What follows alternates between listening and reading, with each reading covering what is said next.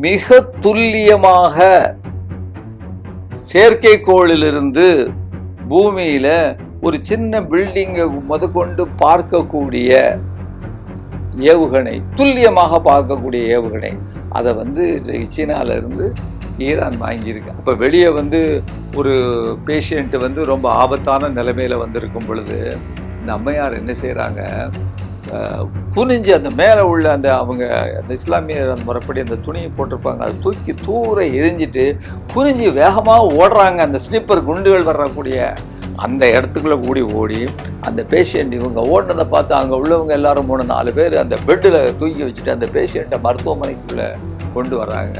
எவ்வளவு ஒரு ஒரு தீரமான ஒரு பெண் பார்த்தீங்களா, அவங்க வீரமிக்க பெண்.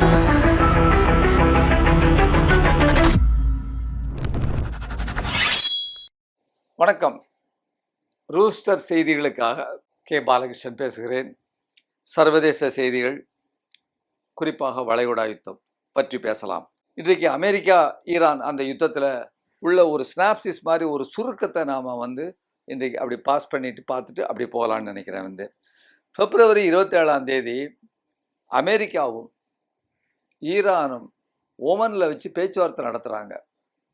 அந்த யுரேனியம் செறிவூட்டப்பட்டதை எப்படி என்ன நீங்கள் கொடுக்குறீங்களா இல்லையா, நாங்கள் என்ன செய்ய போகிறோம் அப்படின்னு சொல்லிட்டு பேச்சுவார்த்தை நடத்துகிறாங்க. 27 நடத்திக்கிட்டு இருக்கிறாங்க.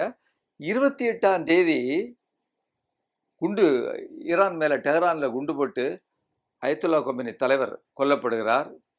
அங்கே உள்ள படைத்தளபதிகள்லாம் கொல்லப்படுறாங்க. அவருடைய தலைவருடைய குடும்பம் கொல்லப்படுது. இப்படி ஒரு 167 பெண் குழந்தைகள் கொல்லப்படுறாங்கங்கிற செய்தியை நம்ம பார்த்தோம். அப்போது இது உடனடியாக பேச்சுவார்த்தை முடிவுக்கு வருது. இதனால் இப்படி நடந்த விஷயத்தினால என்ன நடந்தது, அது வரைக்கும் ஹோர்முஸ் ஜலசந்தி ஃப்ரீயாக யாரும் போயிட்டு வந்துடலாங்கிற இந்த நிகழ்ச்சி ஈரானுடைய கட்டுப்பாட்டுக்குள்ளே போயிட்டு உலகத்துடைய 20% எண்ணெய் மற்றும் 30% உரை ஏற்றுமதி இன்றைக்கு உலகம் முழுவதும் பாதிக்கப்பட்டாச்சு. அதுக்கப்புறம் அதனுடைய விளைவு ஒரு கப்பலுக்கு $2 மில்லியன் கட்டணத்தை இன்றைக்கு ஈரான் ரைட் ராயலாக வாங்க ஆரம்பிச்சாச்சு. அது 4-5 கப்பல்கள் கொடுத்துட்டு போக ஆரம்பிச்சிட்டாங்க. ஜப்பான் கப்பல் கொடுத்துட்டு போயிட்டு அப்படிங்கிற விஷயத்த கூட நம்ம பார்க்குறோம். இப்போ அதற்கு அடுத்தால அதை ஒட்டி ஈரான் அணுகுண்டு செய்யக்கூடிய பாதை இன்றைக்கு ராஜபாட்டையாக அதற்கு திறந்து விடப்பட்டுள்ளது.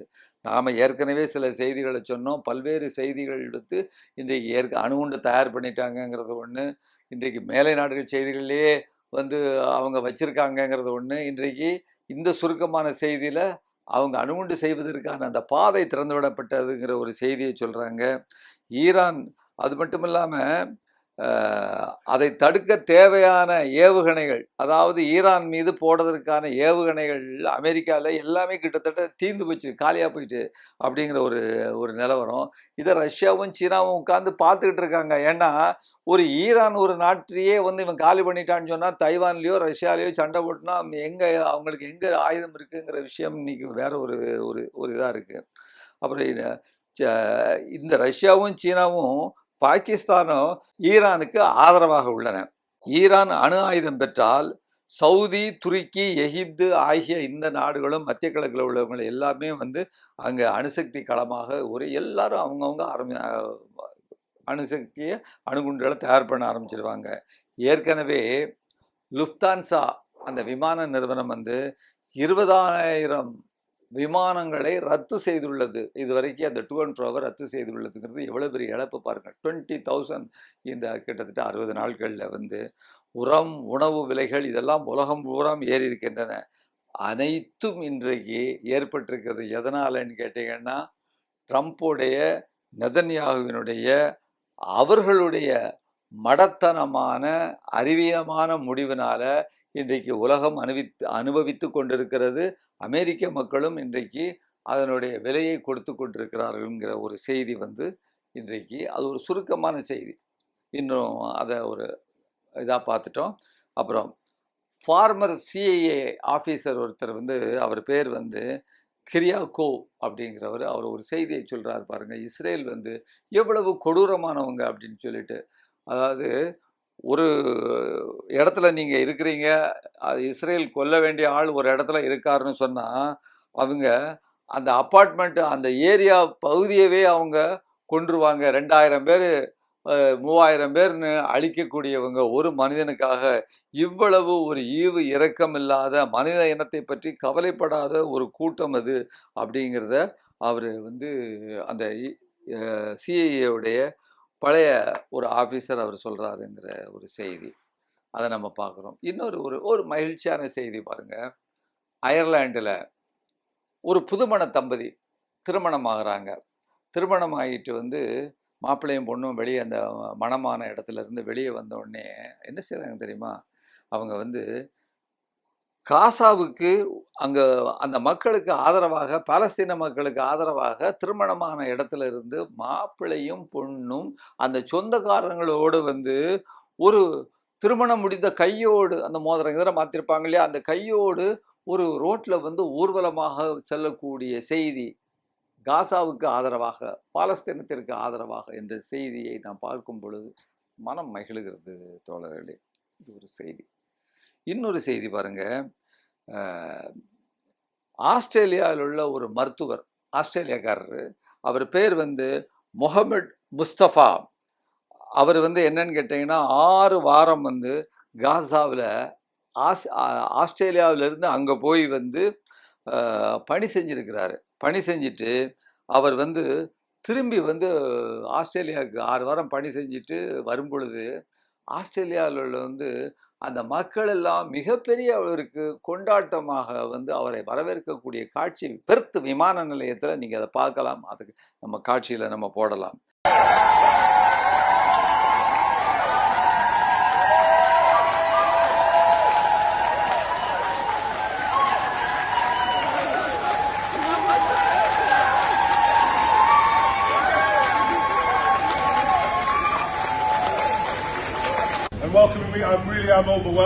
இன்னொரு ஒரு மகிழ்ச்சியான செய்தி.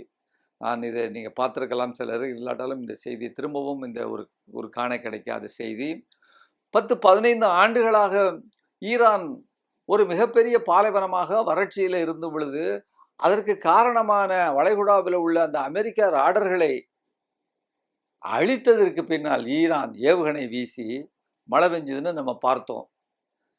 அந்த அணைக்கட்டுகள்லாம் நிரம்பிட்டுன்னு பார்த்தோம். இப்போ இந்த காணொளியில் பாருங்க, முசல் டேம் அப்படிங்கிறது திறந்து விடப்பட்டு தண்ணீர் எல்லாம் எவ்வாறு பீச்சி அடிக்கப்படுகின்ற அந்த காட்சி, கண்கொள்ளா காட்சியை நீங்க பார்க்கலாம். அதை தோழர்கள் நம்ம இதுல இருந்து போடுவாங்க, அதையும் நீங்க பாருங்கிற ஒரு செய்தி. இன்னொரு செய்தி பாருங்க, சீனாவில் அங்கிருந்து மிக துல்லியமாக செயற்கைக்கோளிலிருந்து பூமியில ஒரு சின்ன பில்டிங்கை முதற்கொண்டு பார்க்கக்கூடிய ஏவுகணை, துல்லியமாக பார்க்கக்கூடிய ஏவுகணை, அதை வந்து சீனால இருந்து ஈரான் வாங்கியிருக்கு. அதற்கு முன்னால ஒரு பிளரிங்கா தெரியும், அவ்வளவு துல்லியமா தெரியாது. இப்போ அந்த துல்லியமாக இருக்கக்கூடிய ஏவுகணையை வாங்கினதற்கு பின்னால இன்றைக்கு வளைகுடால எங்கெங்க அமெரிக்க படைகள் இருக்கோ அவங்க இன்றைக்கு வெளியில இல்லை, அதாவது மைதானங்கள்ல இடங்கள்ல இல்லை. அவங்க எல்லாரும் எங்க போயிட்டாங்க, அந்த எந்தெந்த நாட்டில் இருக்காங்களோ அந்த வளைகுடா பகுதியில் அந்தந்த நாட்டில் உள்ள ஹோட்டல்களுக்கு போயிட்டாங்க. சிவிலியன்கள் சிவிலியன்களோடு சேர்த்து அடித்தா அடிக்கட்டும் அப்படின்ட்டு சிவிலியன்களை கேடயமாக வச்சுக்கிட்டு இன்றைக்கு போயிருக்கக்கூடிய ஒரு செய்தியை நம்ம பார்க்குறோம். அந்த அந்த செயற்கைக்கோளுக்கு பேர் டி ஃபார் டேபிள், TEE 013 அப்படிங்கிற அந்த சேட்டலைட்டை கொடுத்துருக்கிறது சீனா அப்படிங்கிற ஒரு செய்தியை பார்க்குறோம். இன்னும் ஒரு அருமையான செய்தி, அந்த செய்தியோடு முடிக்கலாம்னு நினைக்கிறேன். இல்லை, இன்னொன்று 2 செய்தி இருக்குது. காசாவில் உள்ள ஒரு பெண் மருத்துவர், அந்த மருத்துவர் பேர் வந்து டாக்டர் அமீரா. அவங்க மருத்துவமனையில் இருக்கிறாங்க, ஒரு டாக்டர். அந்த மருத்துவமனையை சுற்றி, அதாவது அடிபட்டு வரக்கூடிய அந்த பாலஸ்தீன மக்கள் அங்கே தானே வரணும் அந்த மருத்துவமனைக்கு அப்படின்னு சொல்லிட்டு உயரமான இடத்துல இருந்து இஸ்ரேலி வீரர்கள் ஸ்னிப்பர் ரைஃபிள், ஸ்னிப்பர்னு சொன்னால் வந்து தொலைக்காட்சி மூலமாக ஒரு ஆளை பார்த்து அப்படி சுடக்கூடிய அந்த ரைஃபிளை வச்சுட்டு, ஸ்னிப்பர் ரைஃபிளை வச்சுக்கிட்டு வெயிட் பண்ணிட்டு இருக்கிறாங்க.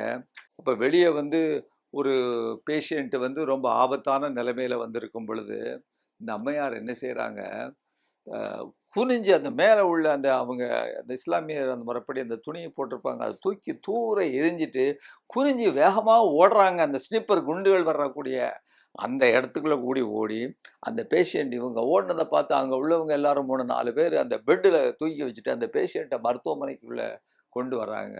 எவ்வளவு ஒரு ஒரு தீரமான ஒரு பெண் பார்த்தீங்களா, அவங்க வீரமிக்க பெண். வந்து இவர்களுக்கெல்லாம் இந்த மாதிரி பெண்மணிகள் உலகெங்கும் இருக்கிறதுனால, மனிதர்கள் இருக்கிறதுனால தான் உலகம் முன்னோக்கி சென்று கொண்டிருக்கிறது. அவர்களுக்கு ஒரு வாழ்த்துக்களை நாம் தெரிவித்து கடமைப்பட்டிருக்கிறோம். அப்புறம் ஈரான் மிலிட்டரி செய்தி ஒரு ட்வீட்டர் போட்டிருக்கிறாங்க.